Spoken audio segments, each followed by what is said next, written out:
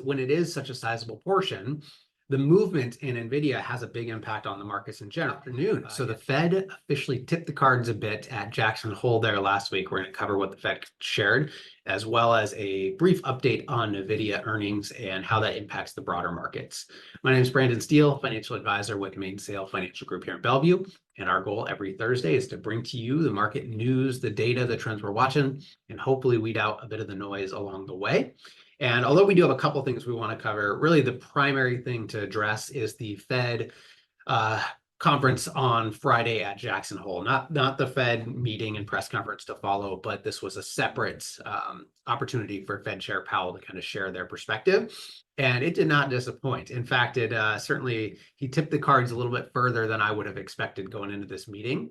Historically, these types of in-between conversations, there's not a whole lot of direction on where they're going to go, and this time was quite a bit different. So at Jackson Hole, the Fed Chair Powell kind of started off suggesting that there's the balance of risk between their two mandates. So basically, employment and inflation has changed, and what that means is basically inflation has been the risk. Basically, if it's changed, he's suggesting that inflation is no longer a risk and jobs has not been a risk. And if it's changed, he's kind of suggesting that jobs have been, are now at risk. So essentially what this means is, as you might be putting the pieces together, is very likely for some changes to come. And in fact, he had said very directly, the time has come for policy to adjust. So I think that the direction is clear. He even shared, they are going to raise rates, essentially. You might as well have said it. But he did share the timing and the pace of those rate hikes rate cuts, will depend a bit on market data as time goes on. So keep in mind, this is all ahead of the September Fed meeting, where we ultimately will get a final decision. So, just know this isn't set in stone, but it certainly would suggest all signs point to a rate cut here in September. I will share that a couple kind of things that came out of it. He did mention that they do not seek or welcome further cooling in the labor market conditions. So again, I really want to highlight this because over time, it comes across in this balance of risk and the two mandates changing as well. Over time, the Fed's really put a big emphasis on the labor market. And this is another, kind of nuance within what he had shared there last week that really suggests that, there may be some cracks in the labor market, or maybe even, some holes. So we will see as we get more and more data, but it does tie into what, we covered last week in terms of the discrepancy in the jobs data that we got on Wednesday last week too. I will also share, one of the things that frustrates me so much is he did talk a lot about inflation from extra spending from consumers, but yet again, no mention of money supply and how this led to the extra spending, or how increased money supply affects, inflation at the end of the day. And what I will share is that, from our perspective, we saw money supply pull back significantly, and that's when we had kind of suggested that inflation could begin to cool. Now, I still do believe it might be a little more difficult to tame than it seems on the surface, but either way, certainly don't expect it to go back to where it was, unless something radical changes, that we don't see in terms of Fed policy or something like that. But either way, that's really what happened in our view. And so money supply is what I would suggest is what is really worth watching as it relates to trends for inflation, not the Fed's interest rates. So if you are curious about how inflation may be, how to kind of view inflation moving forward, I would definitely suggest to keep an eye on money supply, and that might give you a little bit of an insight into where things could go.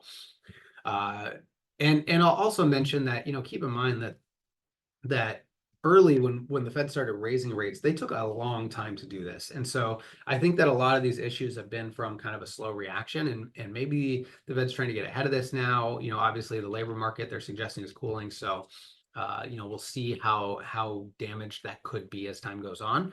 But either way, obviously really important to watch jobs moving forward. And it certainly would seem that the Fed will be cutting rates in the September meeting.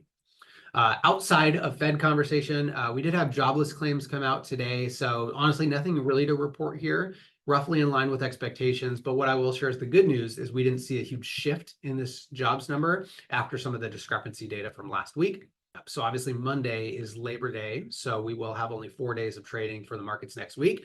But we certainly have some action coming into tomorrow. We get income, inflation, and spending data all tomorrow heading into the Labor Day weekend. And again, markets will be closed for the holiday. So enjoy your weekend before we get right back into jobs week again next week as well. Before we break this week, I do want to cover one kind of one-off topic that I thought would be really helpful. Many of you likely know the story of NVIDIA at this point, and NVIDIA reported earnings there just last night, and it had it was disappointing, let's put it that way. And so NVIDIA is down quite a bit here today and was down quite a bit heading into that earnings report as well.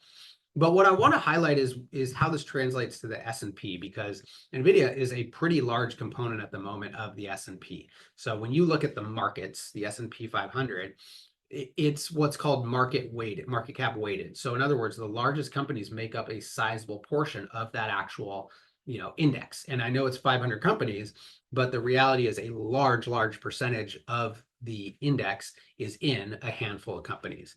And NVIDIA is absolutely one of them. So I just wanted to kind of highlight this because, obviously the story of NVIDIA has been important, but I do want to talk about it, how it relates to the S&P, because when it is such a sizable portion, the movement in NVIDIA has a big impact on the markets in general. Yesterday, NVIDIA was down like 2%. S&P was down about 60 basis points or 0.6%. But fast forward to today, and NVIDIA is down quite a bit, yet the S&P is actually up a decent amount. So the reason I wanted to highlight that is because we've been talking a long time about the markets broadening out. And I think this is going to be extremely important as we kind of move forward in 2024.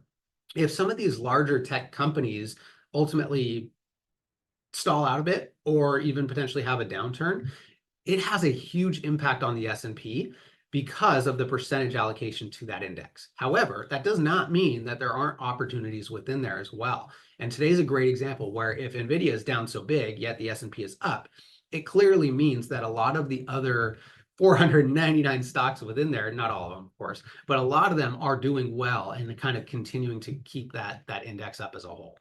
So I thought this might be helpful, obviously very timely, given that the earnings report was just yesterday. But definitely let us know if you have any questions like this. We'd be more than happy to cover them in our weekly sessions moving forward.